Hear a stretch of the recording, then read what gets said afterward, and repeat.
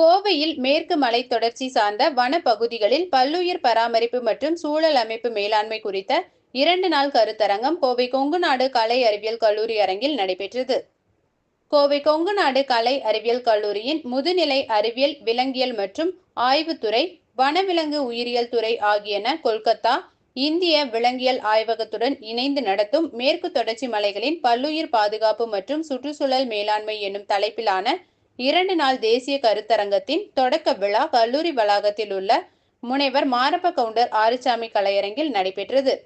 இக்கருத்தரங்கின் சிறப்பு விருந்தினராக சுற்றுச்சூழல், வனம் மற்றும் காலநிலை மாற்றத்திற்கான அமைச்சகத்தின் கோயம்புத்தூர் மாநில வன சேவைக்கான மத்திய அகாடமியின் தலைமை வன பாதுகாவலர் மற்றும் முதல்வர் திருநாவுக்கரசு பங்கேற்றார்.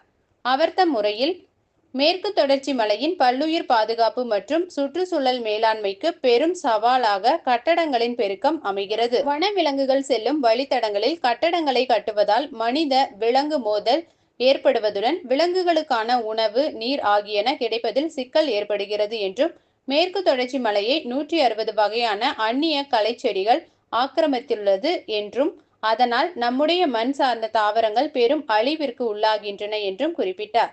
மேற்கு தொடர்ச்சி மலையின் பல்லுயிர் பாதுகாப்பை உறுதி செய்ய அரசின் கொள்கைகளும் தன்னார்வ அமைப்புகளின் துணையும் மட்டும் போதாது என்றும், பொதுமக்களும் விழிப்புணர்வுடன் செயல்பட வேண்டும் என்று வலியுறுத்தினார். இக்கருத்தரங்கில் கல்லூரியின் செயலர் மற்றும் இயக்குனர் டாக்டர் CA வாசுகி தலைமையுரையாற்றினார்.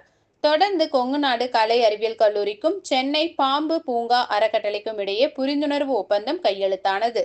கருத்தரங்கு துவக்க விழாவில் சென்னை பாம்பு பூங்கா அறக்கட்டளையின் நிர்வாக தலைவர் முனைவர் S. பால்ராஜ், கேரள வன ஆராய்ச்சி நிறுவனத்தின் முன்னாள் இயக்குனர் முனைவர் PS. ஈசா, மத்திய பிரதேச மாநில முன்னாள் தலைமை வன பாதுகாவலர் முனைவர் திலீப்குமார் ஆகியோர் கருத்தரங்கில் நோக்க உரையாற்றினர்.